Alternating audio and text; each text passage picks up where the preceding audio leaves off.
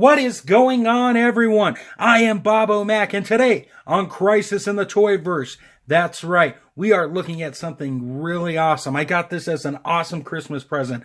Of course, I am talking about the Neca Robocop versus Terminator 2-pack figure set. We got an Endocop and we got a Terminator dog, and I'm going to be talking about them in just a moment. Just a quick programming note for all those watching. This week and next week, because of the holidays, the shows will come out a day later than regularly scheduled. As the holidays wrap up, I will be back to normal. Thank you. I'm sorry for just throwing it at you now, but I wanted to let you guys know. So enjoy the holidays. I hope everyone's having a good one. But with that being said, let's talk about why I love this set. A few months back, I was on UndercoverCapes.com. Check out their link in the description below. And we discussed RoboCop versus Terminator. And then these guys were announced, and now I have them in my hand, and I couldn't be thrilled more. Well, let's go ahead and dive into it. Let's look at the dog first. We got some great detail here. This thing is just phenomenal. Look at the head sculpt here. It is creepy, yet awesome, all in one. And look at those teeth. Those teeth look great. The design on the endoskeleton dog here looks very fantastic. I love the articulation they've added into it. Overall, just a fun, unique little figure, to say so, the very least, excuse me. Now, as for the Endocop, at first glance, you would think it's just a simple reuse of the RoboCop body with some added extras. And in some ways it is, but in some ways they've added new things. I mean, look at this head sculpt on the Endocop. It looks creepy, it looks frightening, and I would not want to mess with this robot killing machine. The arms look fantastic, the body looks great. You got added details like these rocket things on the bottom here, and the trademark RoboCop gun.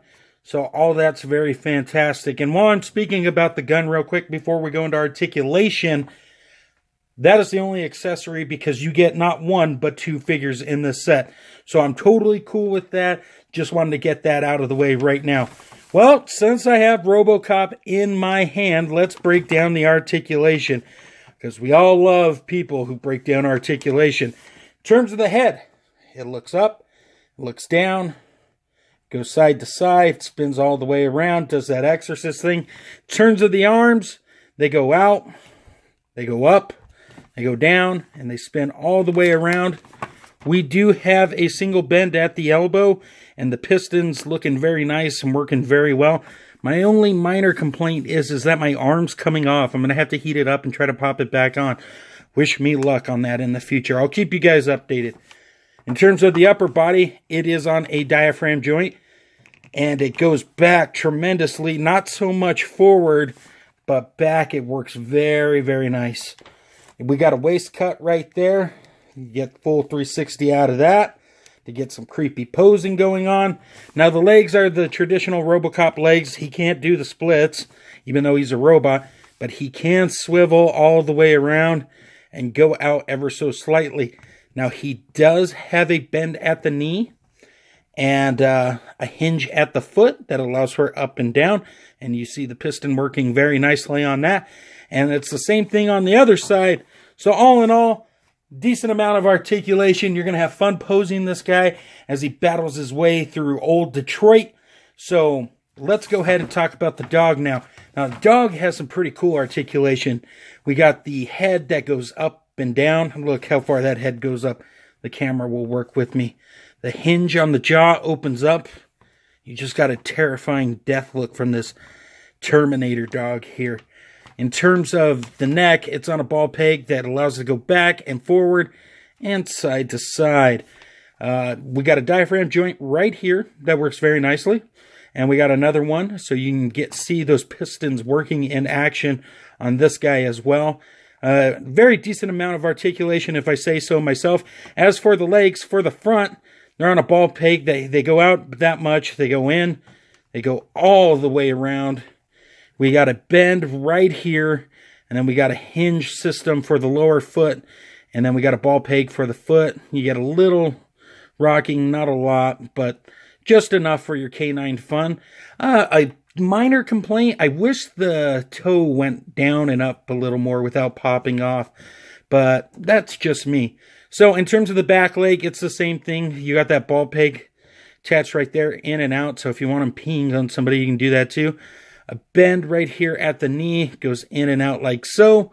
And then we got another bend down here at the lower part of the leg. That works very nicely. And then we got the ball peg on the foot that allows for up and down.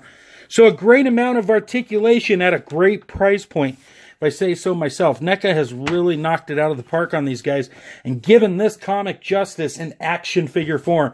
Because after all, a comic book figure done right in action figure form is a tremendous action figure.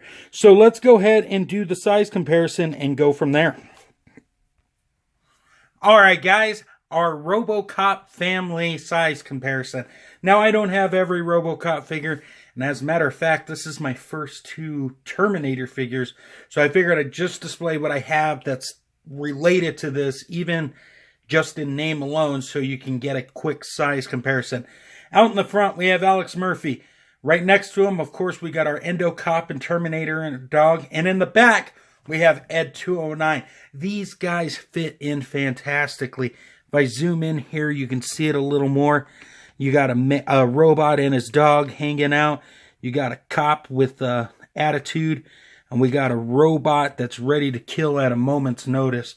All in all, it's a lot of fun. I'm really happy NECA and their team decided to go ahead and do this line, and I really can't wait for the other RoboCop figure that's coming out soon. So the bottom line is this. If you get a chance, go ahead and pick this set up, because these 2 are definitely worth it, and I could actually see myself army building these things because they're that awesome. So guys, that's going to do it for the review. I want to thank you all very much for stopping by, looking at the video. Thumbs up, thumbs down. Good comments, bad comments, subscribing, not subscribing. Definitely appreciate it, and thank you very much. Guys, I got a whole bunch of links in my description below for Big Bad Toy Store, Extreme Dash Sets, UndercoverCapes.com, and on Instagram at Toy Lover Crew. Go check those out as well.